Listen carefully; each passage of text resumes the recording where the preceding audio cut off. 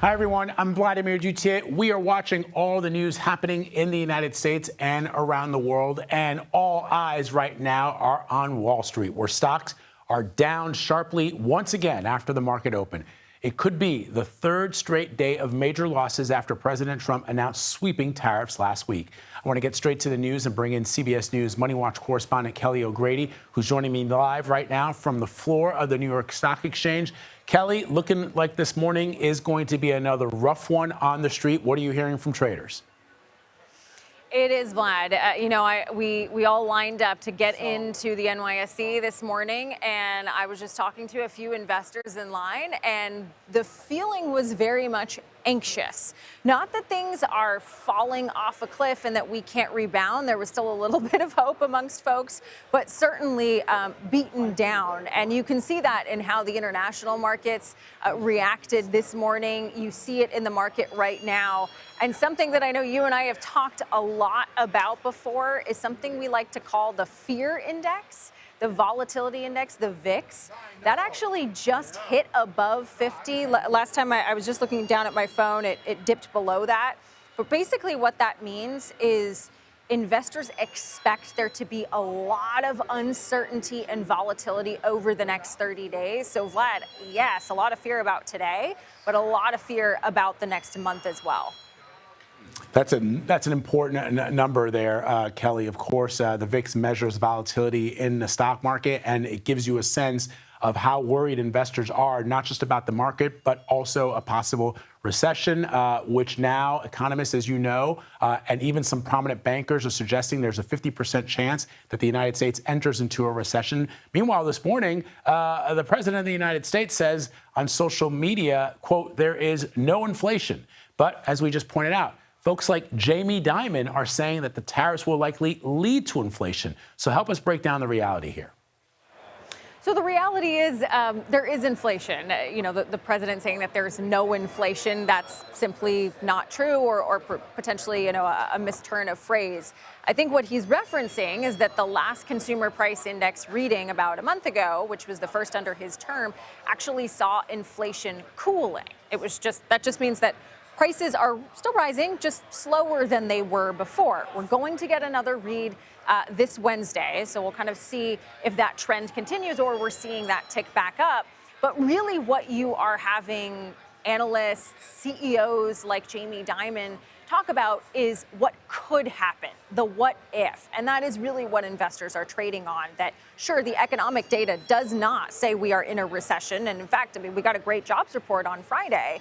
But what happens if these tariffs do lead to price increases because businesses have to pass that cost on to consumers?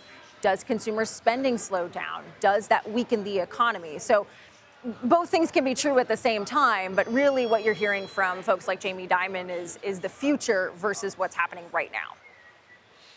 And for investors, specifically those folks who have longer-term outlook on their portfolios, look for, I understand that if someone needs the money now, if retirement is happening in the next 6 months to 12 months, or you got a kid that's going to college next year, you might need some of the money that you have invested in the market. But if you are everybody else who's looking at what I'm looking at right now, showing the Dow down almost 3%, what's the general consensus from financial advisors on what people should be doing long-term?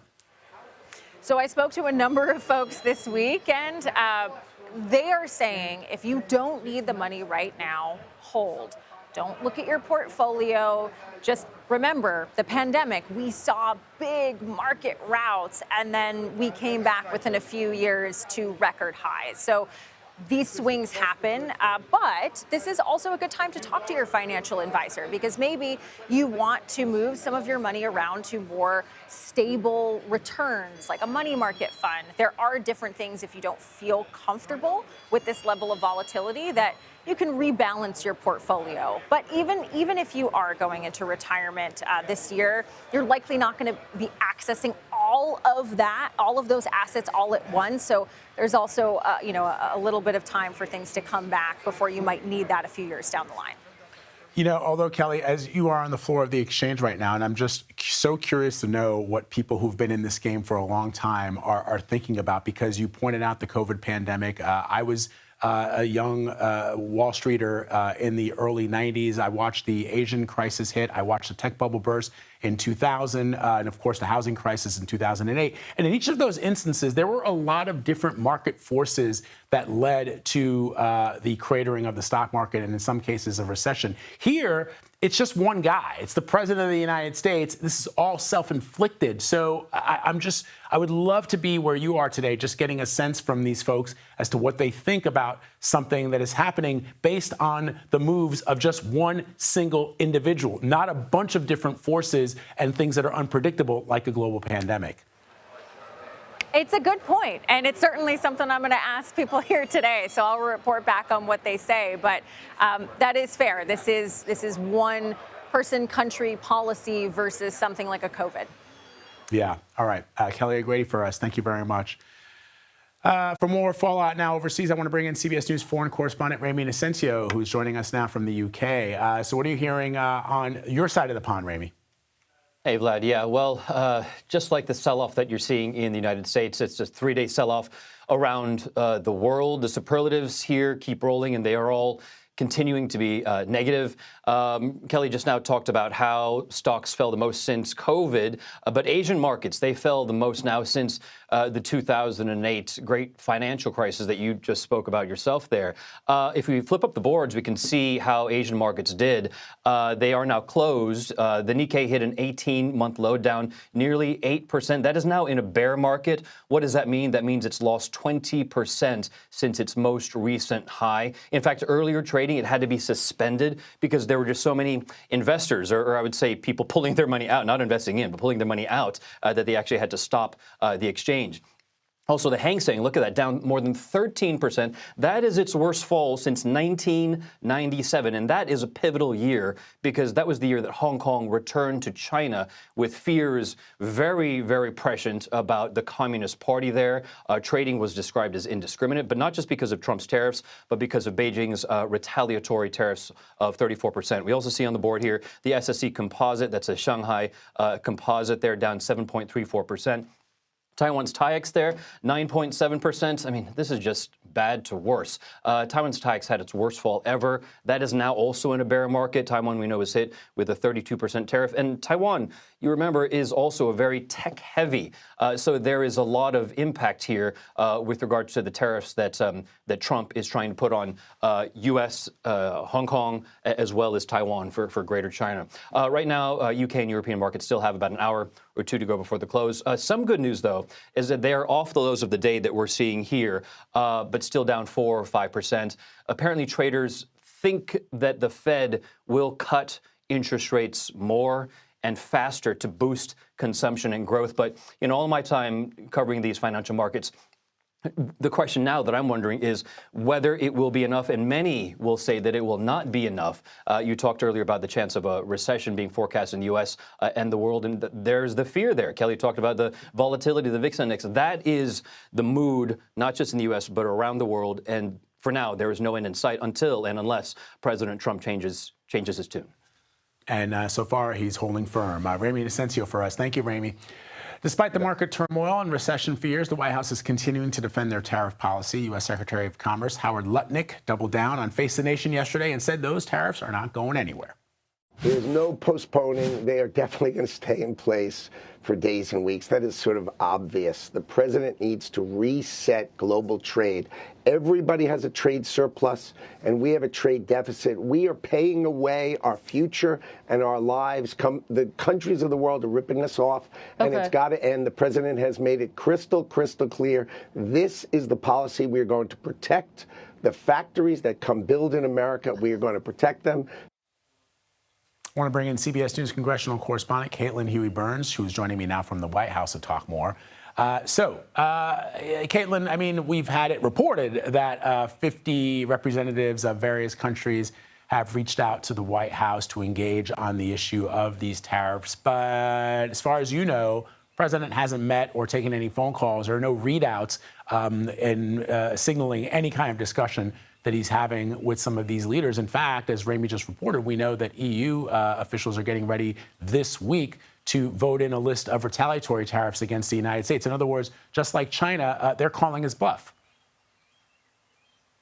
Well, Vlad, moments before we came on air here, the president took to his social media account, Truth Social, to say that he's been hearing from leaders from all over the world and that he just spoke to the prime minister of Japan today, and that Japan is now going to send a delegation here to Washington to start negotiations. But Vlad, the point is that you were seeing mixed messages from the White House. You had administration officials kind of fanned out over the Sunday shows yesterday trying to sell and defend the president's tariff policies. But some were saying, as you mentioned, Howard Lutnick there, saying that, look, these tariffs are set in stone. There's no changing. We're going forward. Others, however, kind of saying, look, this is a negotiation tactic. This is starting conversations with world leaders to try to get better deals. So the question is, which is it? And then you had the president last night on Air Force One saying that, look, you know, he doesn't like that the stock market is plunging, but you have to take, in his words, some medicine to fix things. That's how he described it. That's the metaphor he used here. So the big question is kind of what negotiations are happening exactly, and is that the intended plan here? Because remember, that baseline tariff of 10% went into effect on Saturday, but this Wednesday, that is when even bigger tariffs are coming. Those reciprocal tariffs are planned to take effect. Not a lot of time between now and then, and you saw this morning how the markets are reacting.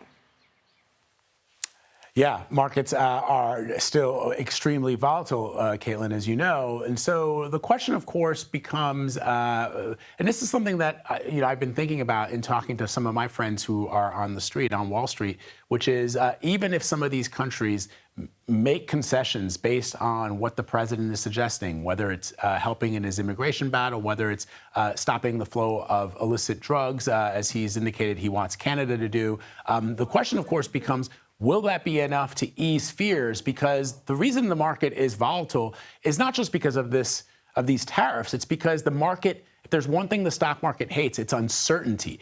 And with President Trump, you guys know as well as I do, every day brings something new with this president. So how confident is the administration that even if these countries come to the table with something, that there won't be something tomorrow that sets the market off again?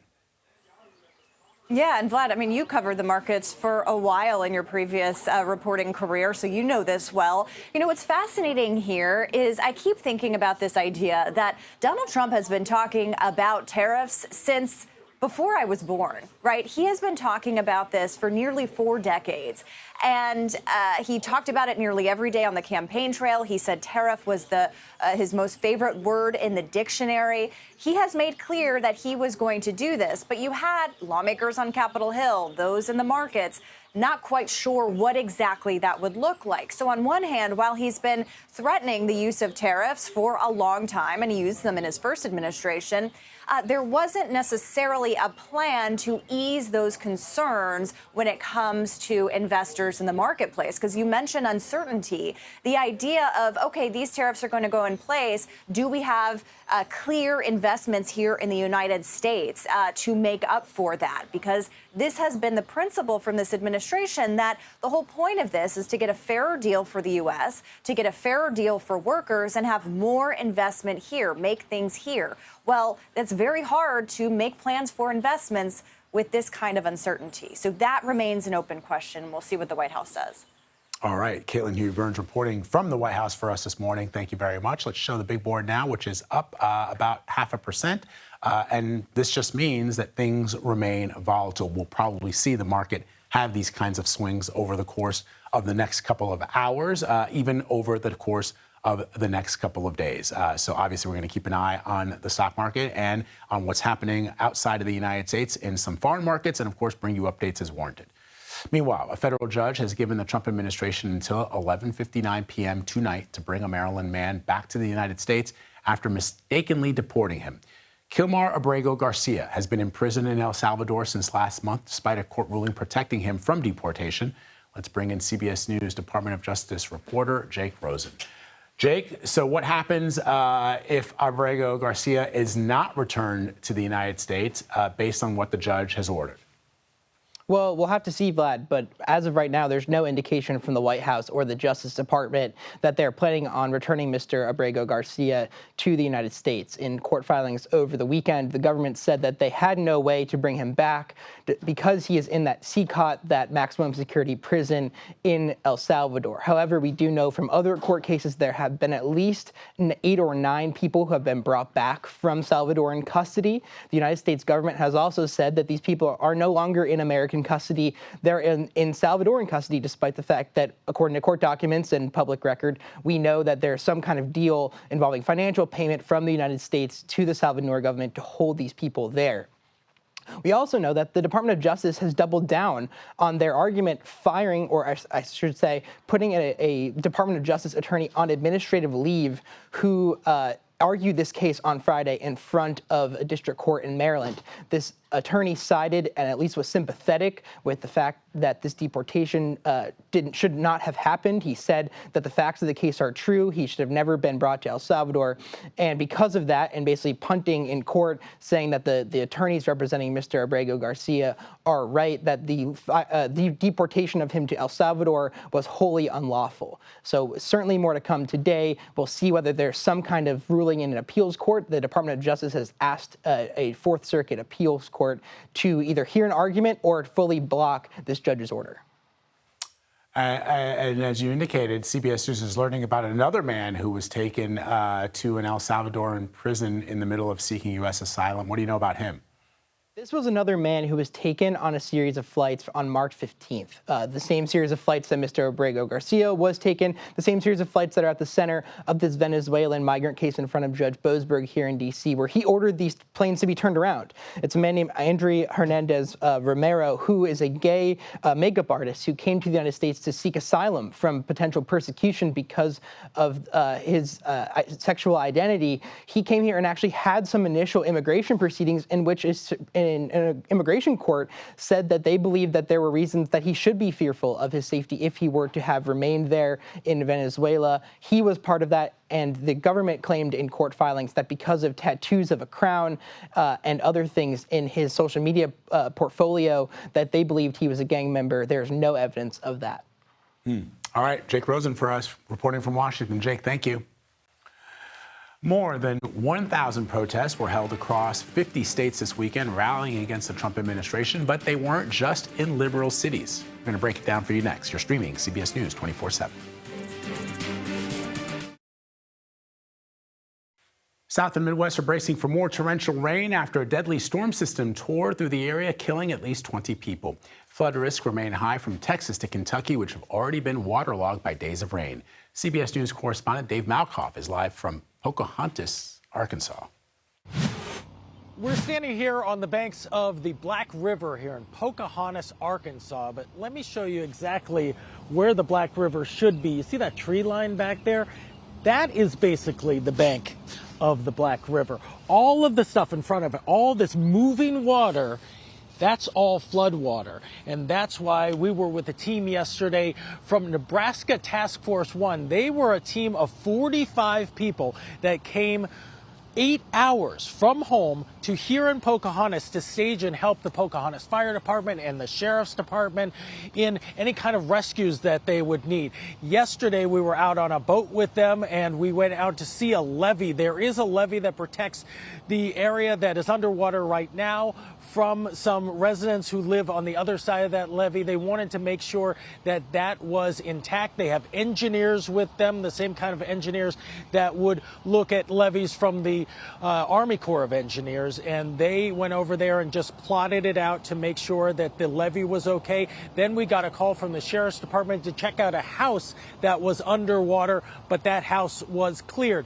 That is the kind of thing that is happening in this region right now. We were driving around yesterday trying to get to Pocahontas, and the GPS kind of meandered us off track because there were so many flooded roads, and we ended up on gravel roads that were flooded over. We had to turn around and go the other way, and that's what people are running into not only here but also over in Tennessee and throughout the region, because this water behind me, the Black River specifically, will not crest till Wednesday, and then the water will stick around for the rest of the week. Dave Malkoff, CBS News, Pocahontas, Arkansas. All right, Dave, thank you. Let's bring in CBS News Philadelphia meteorologist Andrew Kozak with the first look at the national forecast. Hey, Andrew. Hey, Vlad, good morning. Good morning to all of you. That is a major system, and the rain continues up and down the I-95 corridor for today. We will continue to see some heavy rain, especially across areas in the mid-Atlantic and the south. And then the big story as we head into your Tuesday, your Wednesday, and even your Thursday is the shot of much colder and drier air. We have 20s tomorrow morning and 30s all up and down the Great Lakes area and to the East Coast. So get ready to have a little taste of winter back here in April. Meantime, excessive rain today from basically Virginia to the Florida Panhandle, where we could be looking at some very heavy rain continuing. Despite that, we'll have temperatures in the 60s, 70s, and 80s, even some 90s. Meantime, that cold air continues to pour in with temperatures anywhere between 10 and 20 degrees below where they should be for the Northeast and the Great Lakes, and we're much warmer as we head toward the West and the Midwest. Vlad? All right, Andrew, thank you very much. Protesters in all 50 states took to the streets over the weekend as part of a so-called hands-off demonstration. At least 1,300 rallies were held from the National Mall to New York City to nations overseas. Participants hope to send a message to President Trump and Elon Musk over their decision to fire thousands of federal workers and slash foreign aid. CBS News congressional correspondent Nicole Killian has more. Elon Musk has got to go. In cities big and small, a sea of people. Oregon to Ohio. The only way you can change is if people get out and make their voices heard. Denver to Detroit. Tariffs are just going to raise prices for everybody. California to Connecticut. And in New York City. Losing our money, all our 401ks for retired people. We don't work anymore. You just don't get that back. Signs of anger directed at President Trump and his policies. From everything to people's rights, to transgender, to trying to get rid of unions. We are fighting literally for democracy. The hands-off rallies were held in all 50 states in more than 1,200 locations, including outside the president's Palm Beach golf course. And steps from the White House where members of Congress joined. To Donald Trump, I say, get your off the golf course and face the people. America first. It's Trump first. Frustration even stretched across the pond in Paris, Lisbon, and London. We really want to send a message of solidarity to our friends and families back in America. All right, our thanks to Nicole Killian for that report. In just a few hours, Israel's Prime Minister will meet with President Trump at the White House. What we can expect from their high-stakes meeting. You're streaming CBS News 24/7.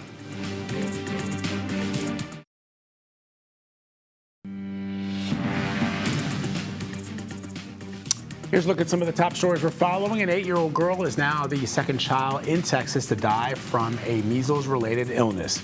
Doctors say both children who died were unvaccinated. The Department of Health and Human Services say there have been 481 confirmed cases in Texas since January. Health Secretary Robert F. Kennedy Jr. visited the Texas community on Sunday, where he explicitly expressed support for the measles vaccine for the first time. He wrote on social media in part, quote, "The most effective way to prevent the spread of measles is the MMR vaccine." Torrential thunderstorms in Myanmar complicating rescue and relief efforts from the 7.7 magnitude quake from 2 weeks ago. Crews temporarily shut down search efforts over the weekend due to the inclement weather. The heavy rain and winds caused some buildings to further collapse. The death toll is now over 3,500 people, and more than 200 are still believed to be missing. And thousands of demonstrators gathered in Paris in a show of support for convicted far-right politician Marine Le Pen. She was found guilty of embezzling public funds and banned from running for office. Le Pen's party, the National Rally, organized Sunday's rally, claiming the verdict was politically motivated. Le Pen argues she should not be banned from running for office until all chances to appeal the verdict have been exhausted. President Trump is set to meet with Israeli Prime Minister Benjamin Netanyahu today at the White House. It's the second time the two leaders will meet face-to-face since Trump took office. For more on today's meeting, I'm joined by Dan Raviv. He is the co-host of the Mossad Files podcast and author of Spies Against Armageddon. He's also a former CBS News correspondent. Dan, good to see you, my friend. Vlad, real pleasure, and there's a lot going on. Kind of a mystery, too, Vlad. There is. So let's break it down. What will the region be expecting from this meeting between the president and the prime minister today? You know, on this particular subject with tariffs, such an important subject to President Trump, it seems that that is the main subject. Who would have thought? Israel's a tiny country, fewer than 10 million people. Sure, there are exports and imports. And Israel got slapped, of course, with a tariff in the big announcement in the Rose Garden last week, 17% tariffs. And Israel was amazed because they had lowered their duty or tariff on U.S. goods to zero, trying to say, hey, we're your really good friends. Why the 17%? But you know what? Netanyahu didn't ask for this meeting. Trump invited Netanyahu to come, and even Israeli officials and the media are saying, why? Is this going to be about the Gaza war? Is this about an impending attack or diplomacy vis-a-vis Iran? Or is it just a discussion of tariffs? Because, of course, President Trump would like a succession of foreign leaders to come and ask for negotiations and make some sort of concession on economics, perhaps. It's a bit of a mystery. So speaking in Cairo this morning, French President Emmanuel Macron called for the immediate return of a ceasefire in Gaza. But how realistic do you think it is to pause the fighting now? That's not the direction right now. And the Israelis feel they had a green light from President Trump to stop, to end the ceasefire. That was on March 18th, just a couple of weeks ago. And the Israelis are pounding Gaza. Yesterday, by the way, Hamas managed to fire 10 rockets at Ashdod, Israel, causing some damage and casualties. And so right now we have the bitterness. We still have 59 hostages inside Gaza. But the Israelis say officially they want to pound Hamas so that Hamas will free the hostages. A lot of people think that won't work. We don't really know what President Trump thinks about that. Again, we believe he gave Israel the green light, but that was a few weeks ago. How does Trump feel about it now? And so the question, of course, now becomes the hostages, Dan. I know that there have been many people in the state of Israel who have protested Netanyahu's policies when it comes to trying to bring these hostages home. What's the mood on the street right now?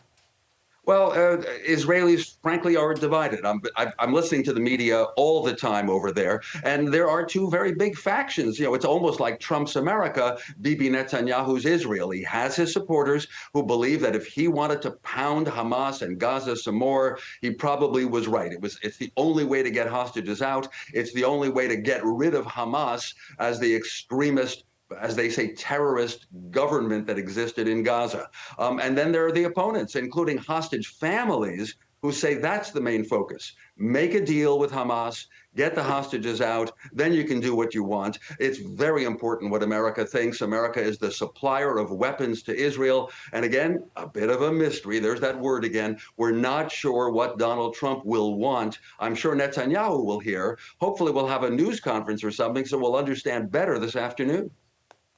All right, Dan Raviv for us this morning. Dan, thank you. Sure. House leaders are looking to drum up support in their party for a budget resolution adopted by Senate Republicans after an all-night voting marathon Friday night. Now, the resolution includes a framework for President Trump's tax cuts. For more on this, I'm joined by CBS News Congressional correspondent Torian Small. So, Torian, what's in this budget resolution, and what are lawmakers on the Hill saying about it? Well, Vlad, Senate Republicans are certainly celebrating the passage of this budget resolution, calling it a blueprint to get Donald Trump's agenda across the finish line. What they're pointing to is about $175 billion in border security, $150 billion to the military budget. Also, $1.5 trillion in additional tax cut and extension, essentially, of the 2017 Tax Cuts and Jobs Act. But the biggest question mark about the support of this bill moving forward is that last number, $5 trillion to increase the debt limit. That would effectively postpone this imminent fight around lifting the debt ceiling.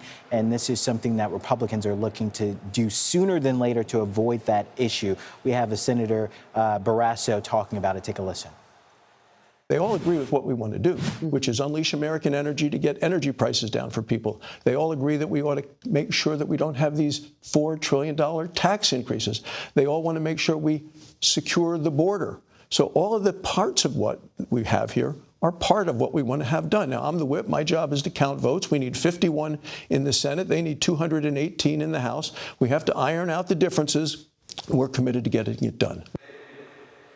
Ironing out the differences would be the biggest point here. There's a reason why, Vlad, we're seeing a ping pong between budget resolutions. First, the Senate passed their version, the House passed theirs, and then it kicked back to the Senate, which is what we just saw pass over the weekend.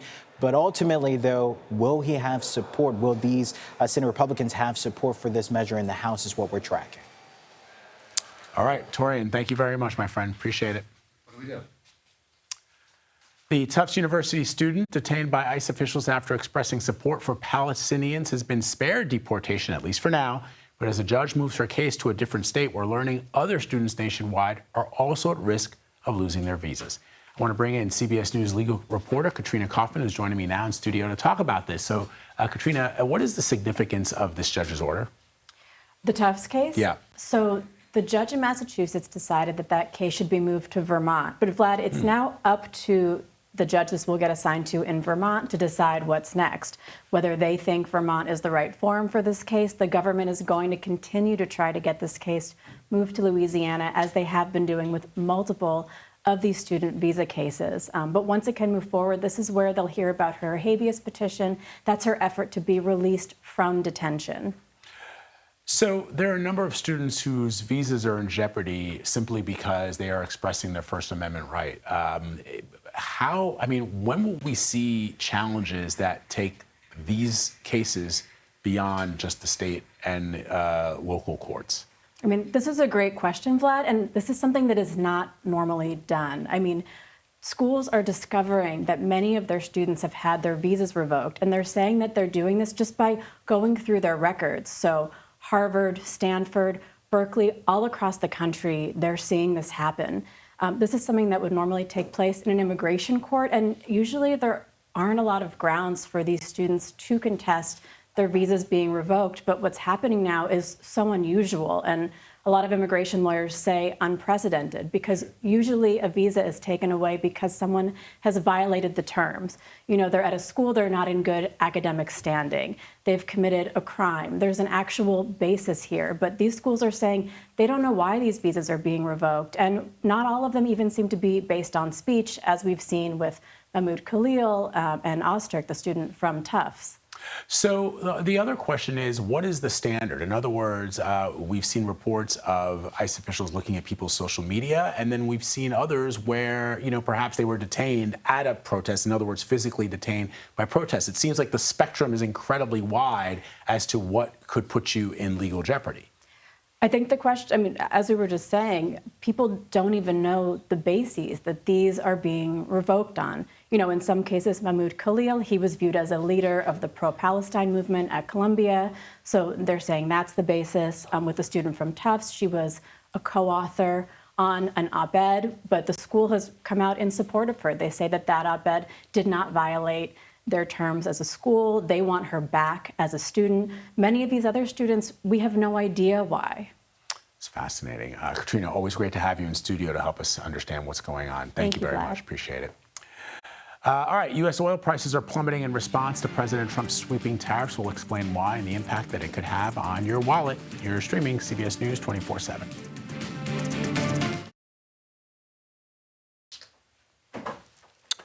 This is a live look at the New York Stock Exchange. So about 40 minutes ago, we showed you that the market was actually in positive territory after beginning the trading day, down almost 3%. Now we're almost back down to where we started as the volatility continues, which we can expect over the course of the next couple of hours on the trading day. Now, what's important to take a look at is the VIX, the volatility index. That's an important indicator which measures volatility and the mood and the sentiment on the street. It is at times has been as high as 50. Normally we see it below 40. So that gives you a sense of how things are expected to play out over the next couple of hours. So stick with CBS News 24/7. We'll obviously bring you market updates throughout the course of the day, not just during this hour that you and I are sharing together. But meanwhile, let's continue with talking about the economy, specifically as it relates to oil prices, which have been dipping following the economic fallout from President Trump's latest round of tariffs.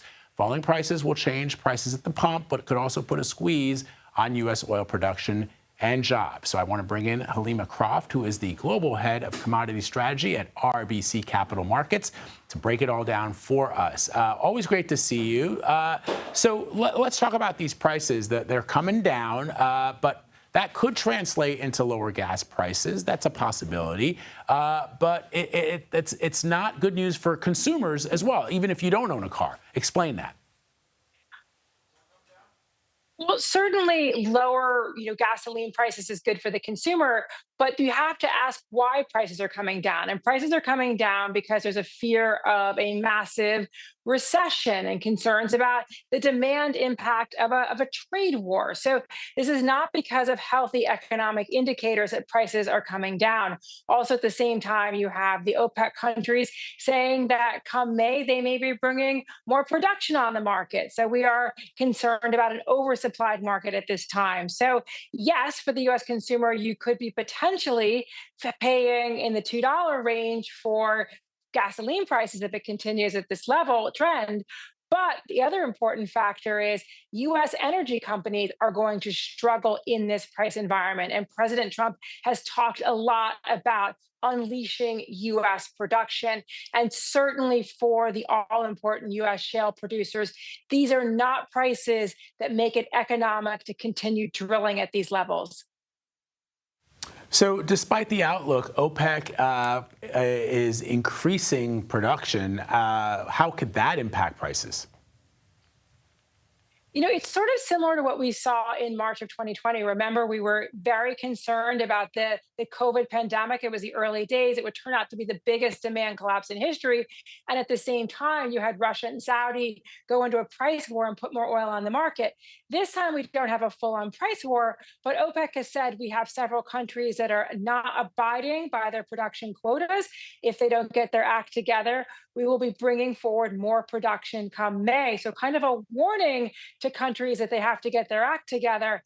But it's really causing concern, again, about having an oversupplied market at the time when everyone is very concerned about fragile demand.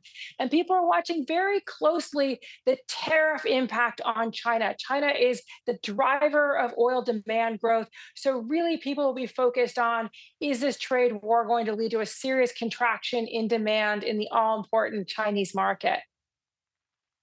Halima Croft, always great to have you break down complicated subjects for us like this one. We appreciate it.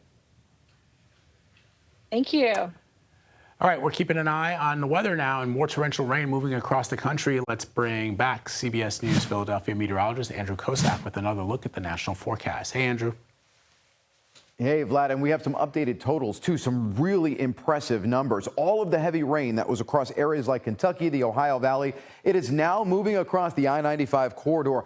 Enough cold air coming in behind it that we have snow in the Great Lakes and the Northeast. This heavy rain extends all the way down the mid-Atlantic states and into the Florida Panhandle. And this is where we have the chance for some severe weather a little later on today. Let's talk a little bit first, though, about what we're going to see for totals, because we've had some really impressive numbers coming in. And this is hot off the press right now, where many areas across Kentucky and Arkansas have anywhere between 14 and 16 inches of rain. Look at Grand Rivers, 14.3 inches of rain. This is just since April 1st.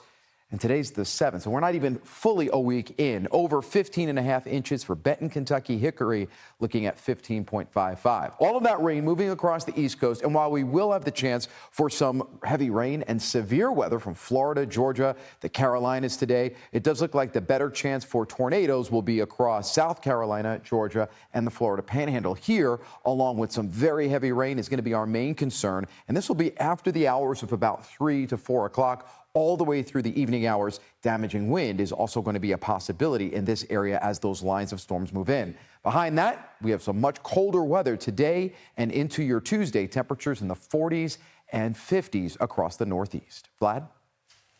All right, Andrew, thank you very much. We're going to take a quick break. We'll be right back. You're streaming CBS News 24/7. Florida Gators take on the Houston Cougars in the NCAA Men's College Basketball Championship tonight on CBS. Tip-off is slated for 8:50 p.m. Eastern. Houston rallied past Duke on Saturday night, scoring 9 points in the final 35 seconds to pull off a comeback win and make it to the title game. Meanwhile, over the women's game, the UConn Huskies basketball team are the NCAA champs for the first time since 2016 after dominating the defending South Carolina Gamecocks in the title game. The Huskies led by 10 at halftime and by 20 through three quarters and never looked back. It's the 12th championship in the program's history. The excitement of basketball goes beyond the college championships in Tampa and San Antonio. CBS News Colorado reporter Sarah Hobechowitz introduced us to one very special team from Denver that is always on the move. These nice shot are the sounds of March. Popping the three. And in Denver, Colorado, you can also expect to hear the clash of titanium. We play basketball hard. You can put us up against probably an NBA team, and in our chairs, we've got a chance. Meet Dan Hendricks and the rest of the Denver Rolling Nuggets, Colorado's national wheelchair basketball team. Most people have two hands to use when they're playing basketball. Well, that's also what we're using for our legs, too. So as we're trying to propel ourselves forward, back, move around, we're also catching the ball, shooting the ball, passing the ball. While players may pick and roll with ease, this year the team will have to miss out on nationals, still feeling effects from the pandemic. We lost some sponsorships, we lost a lot of participation, so it set the program back several years. And right now we're really recruiting hard to try to regain the team. Turning to teaching and creating the only kids practice team in the state. Jackson, it kind of gave me a realization that I'm not the only one, and that I'm kind of like, I have a group and I have people that I can be around and then just be myself. After a car accident in 2023, Lucy began using a wheelchair.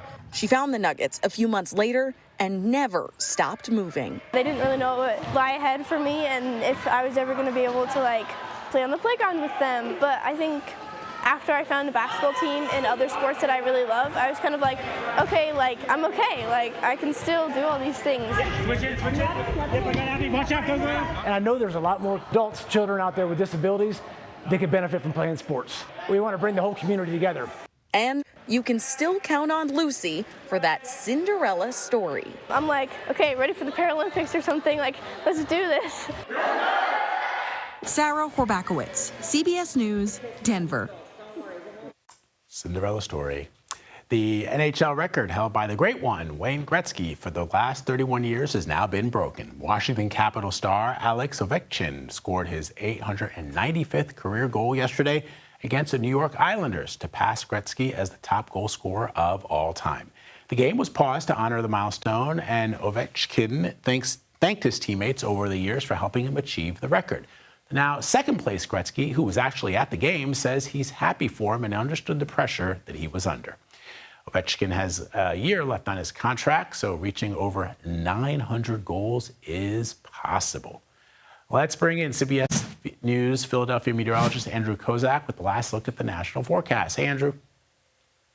Hey, Vlad, wrapping things up with rain all across and up and down the East Coast, the I-95 corridor. Warm in Florida, a little bit above average in California, but pretty copacetic for the Midwest and the West Coast. Tomorrow, the heat starts to build across the Midwest, but the cold air starts to settle in. Great Lakes area and the Northeast will be anywhere between 10 and 15 degrees below where we should be. But by the time we get toward the middle of the week, we'll see some improvement. And thankfully, a lot of us across much of the Mid-South, Deep South, and the Ohio Valley will have a chance to finally clear things out and dry things up as we head toward the middle of the week. Vlad? All right, Andrew, thank you very much. That does it for me, folks, but stay right where you are. After the break, Mugo D-Ways live from San Francisco with all the news breaking from coast to coast. This is CBS News 24/7.